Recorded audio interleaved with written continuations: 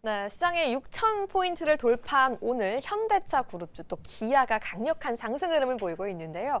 왜 기아가 52주 신고가를 보이고 있는지 AI와 함께 분석해 보도록 하겠습니다. 일단 간밤사이 우려했던 트럼프 대통령의 관세가 15%에서 10%로 일단 일단락됐습니다. 시장은 최악은 피했다라고 평가하고 있는데요.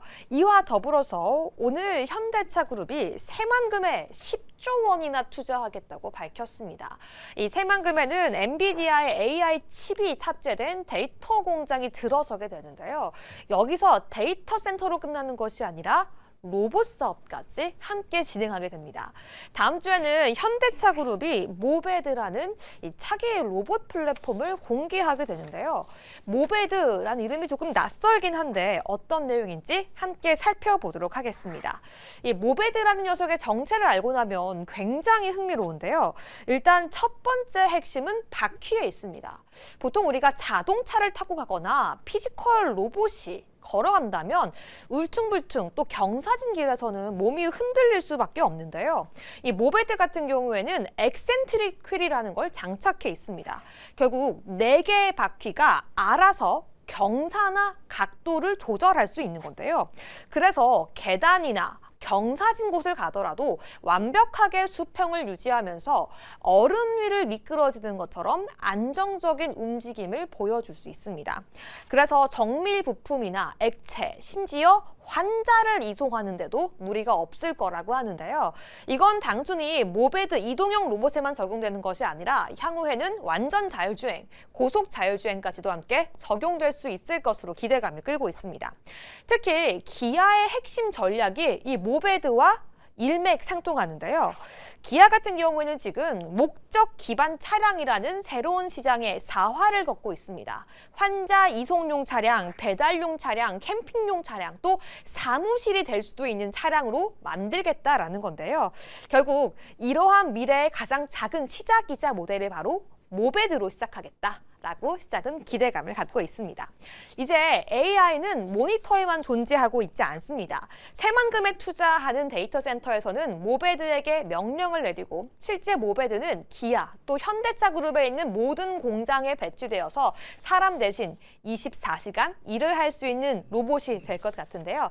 그래서 그런지 증권사들의 목표가는 나날이 최고가를 향하고 있습니다. 함께 열어보시죠. 오늘도 기아는 사상 최고가를 찍고 있는데요. 하지만 증권가는 기아의 질주에는 한계가 없다고 분석하고 있습니다. 다울투자증권은 25만 원을 제시하며 강력 매수의 의견을 제시했고요. 흥국증권과 한국투자증권은 24만 원, 가장 보수적인 곳 역시 20만 원까지 상승이 가능하다라고 예측하고 있는데요. 과연 관세를 뚫고 또 피지컬 AI를 함께 동력으로 삼고 있는 기아, 어떤 모습 보여줄 수 있을지 그 체력 함께 점검해 보시죠. 자, 기아 들어왔고요. 이걸 또 분석해 주실 분은 주식회사 광장의 황태기 부장 나와 있습니다. 어서 오세요. 네, 안녕하십니까. 네. 자, 뭐 기아의 오늘 화두는 모베드.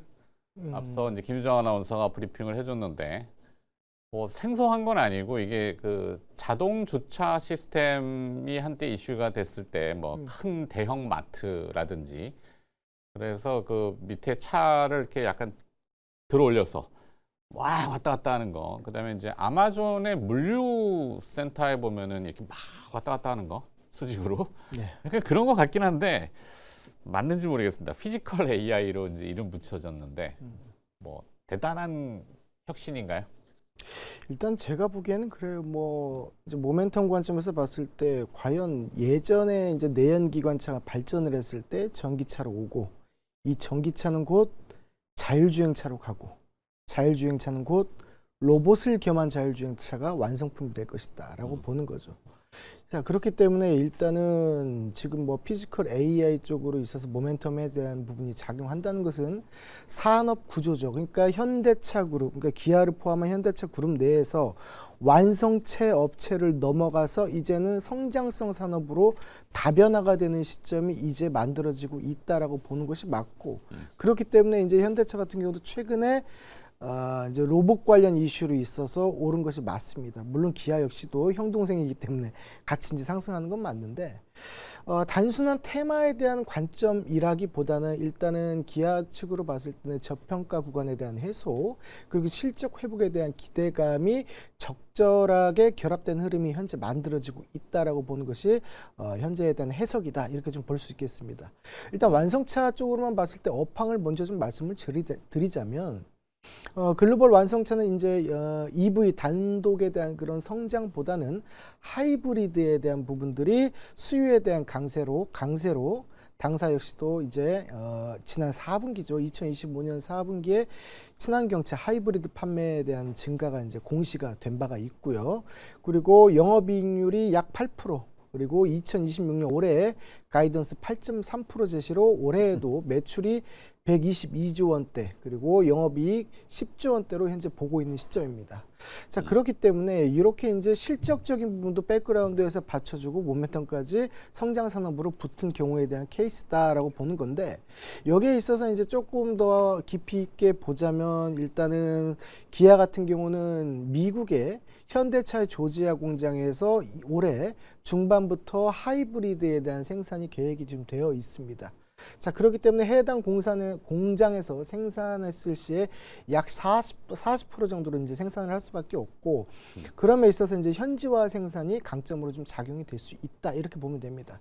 네. 그렇기 때문에 이제 자동차 업종에서 우리가 미국에 대한 관세를 생각하지 않을 수가 없는데 이 부분에 대해서 일부 상쇄하는 그러한 효과도 나올 수 있겠다라는 이제 전망이기 때문에 지금 현재 시점에서 기아 같은 경우는 주가 저평가권의 재해소 그리고 모멘텀이 붙었고 실적이 백그라운드 기반이 되고 앞으로에 대한 성장 전망도 점진적으로 우상향할 수 있는 모습들이 충분히 만들어지고 있다라고 보고 있기 때문에 현재에서는 매도에 대한 이제 차익 실현에 대한 욕구를 조금 더 참으시고 오히려 조금 더 홀딩을 해서 끌고 가는 전략이 좀 맞아 보인다라고 봅니다.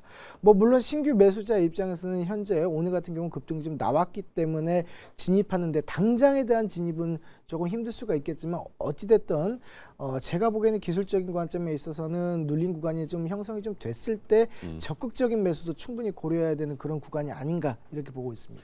이 보스턴 다이나믹스 아틀라스 현대차 뭐 다들 보셨었겠지만 보스턴 다이나믹스의 지분을 기아가 16%를 보유하고 있나요? 일단 뭐 기아가 16.5% 정도 보유를 하고 있는데 사실 따지고 보면 현대차 그룹 내에서 이제 쪼개짐 현상이 나오면서 지분이 없는 회사가 거의 없다고 보시면 됩니다. 사실상. 그리고 이제 뭐 그 제가 주머니가 이제 그 주머니. 그렇죠. 뭐 그렇게 보시면 되겠죠. 근데 뭐 제가 이제 개인적으로 판단했을 때는 뭐 조금은 다른 얘기일 수 있겠지만 현대 글로비스 같은 경우도 이제 주주에 대한 이런 그 위아래를 좀 봤을 때는 가장 그런 부분에 아틀라스 측면에서 봤을 때는 수혜를 좀 지분 측면에서 수혜가 좀 그쪽으로 가는 게 좀 아닌가 싶긴 한데 네. 말씀하신 바와 같이 기아차 역시도 그러한 지분이 있기 때문에 뭐 틀린 얘기는 아니다. 다만 그쪽에 이렇게 정확히 포커스를 맞춰서 볼 필요는 없다. 이렇게 좀 말씀드리고 싶네요. 결국에는 내용 들어보면 오늘 뭐 그 모베드라는 개념을 이야기했지만 이 아틀라스라고 하는 피지컬 AI 뭐 로봇 네. 이 워낙 그 독보적인 존재감을 나타냈기 때문에 거기에 따른 서포터로서 현대차와 기아면은 사명이 기아지만 이게 기어드라는 그 왜 톱니바퀴가 돌아가는 그렇죠. 그러니까 요즘 로봇 그러면은 뭐 LM 가이드 그다음에 베어링 사실 뭐 그거를 조금 더 조합하면은 이제 뭐 드라이브 뭐 하모닉 드라이브가 아니라 이 뭐죠? 액추에이터? 네네네. 네. 아니 이런 걸로 이제 쭉 보면 기아도 잘하잖아. 기아가 또 그 선두인데 그러면은 현대차의 서포터로서 아틀라스의 서포터로서는 주가를 볼만하네라는 게 오늘 부흥 이슈 아닌가요? 그렇죠. 그러니까 뭐냐면요. 현재 현대차 그룹이 올라가는 상승이 전반적으로 상승하는 것은 뭐 누구나 다 아는 사실인데 그러면 이제 이런 생각을 많이 합니다. 그래서 현대야, 그래서 기아야 이런 고민을 많이 하는데 사실은 공통 분모가 굉장히 흡사한 것들이 많습니다. 그렇죠. 다만 실적을 봤을 때 완성차 업종으로만 봤을 때는 기아 같은 경우가 현대차보다 매출액 그리고 영업이익에 대한 가이던스에 대한 추이가 약 1%에서 2%가 많은 것이 사실입니다. 그렇기 때문에 완성차 업체만 놓고 봤을 때는 기아가 조금 더 우위에는 점하고 있다. 그리고 나머지 같은 경우는 모멘텀적인 측면이나 성장 가능 측면에서 봤을 때는 비슷비슷하다 이렇게 좀 볼 수 있겠어요. 네. 뭐 다시 정리하자면 코스피 6천 왔는데 삼성전자, 하이닉스가 주류긴 한데 현대차, 기아차도 왜 못할 게 뭐 있어? 그렇죠. 뭐 그런 예, 존재감, 예. 순환하는 존재감 여기에 부각이 되고 뭐 하여튼 그런 내림차순 같은 뭐 그런 개념이네요. 그런 느낌도 있죠. 네, 예. 없지 않아 있고 단순히 이제 도식화하자면은 자 기아 그러면 투자 전략은 뭐 한번 따라 붙어보는 건 어때요?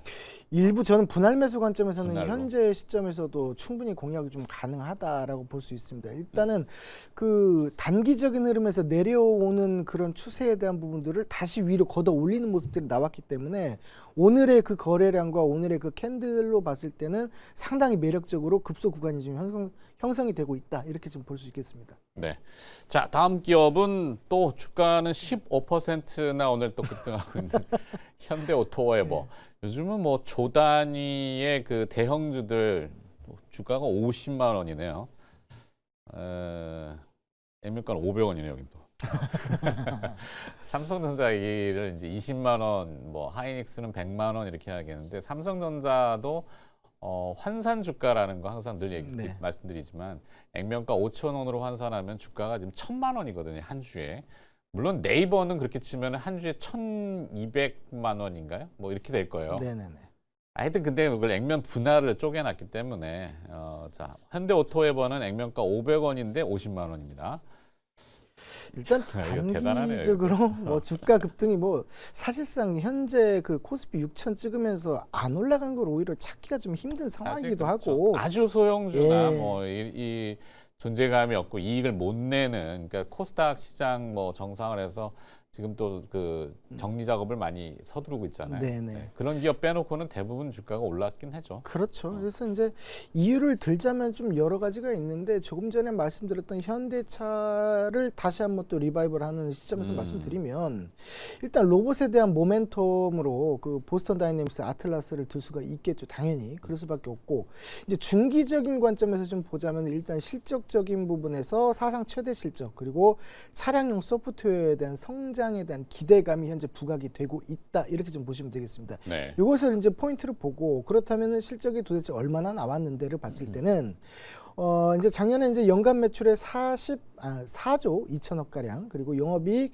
2,550억 정도로 역대 최대치를 지금 갱신을 좀 했습니다. 그리고 해외 법인 쪽으로 봤을 때는 ERP 클라우드 커넥티드 카 서비스가 성장 중으로 있기 때문에 올해에 대한 26년도 매출 가이던스가 4조 5천억으로 우상향 중이다. 향후 전망도 밝다 이렇게 좀 보시면 됩니다. 글로벌 포지션에 있어서는 그렇다면 현대오토에버가 과연 탑티어냐? 또 그건 아닙니다.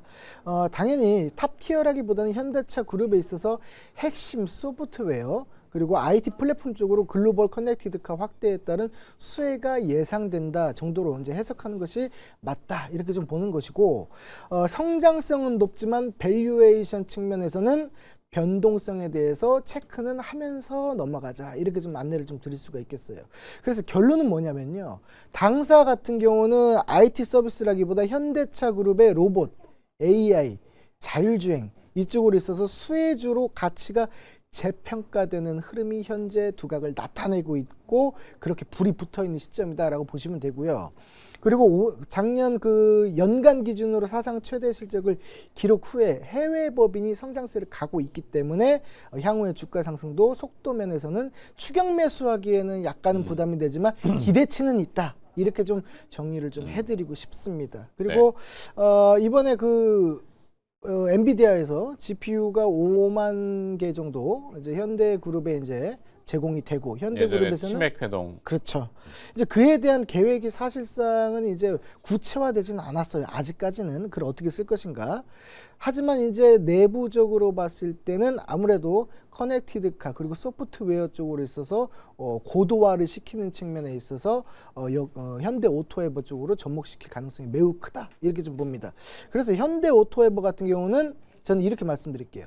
자율주행에 대한 소프트웨어의 끝판왕으로 발돋움하기 위한 그러한 과정이다. 이렇게 좀 말씀드리겠습니다. 네. 자, 그럼 전략은 어떻게 할까요? 기아를 받고 현대오토웨이를 받고 두 대형 기업이 또 주가가 이렇게 강한데 뭐 그러니까 뭐가 뛰면 모두 뛴다고 뭐 후속으로 따라갈 게 있을까? 아니면 그냥 선도하는 거를 계속 봐야 되는 건가?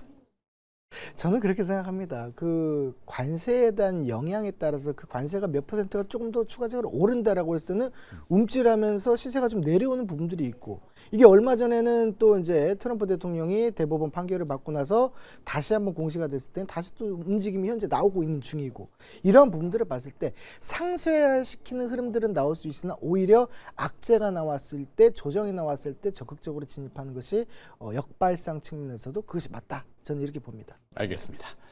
자, 두 번째 시그널과 또 기업들 알아봤고요. 주식회사 광장의 황태규 부장이 수고해 주셨습니다. 고맙습니다. 네, 감사합니다.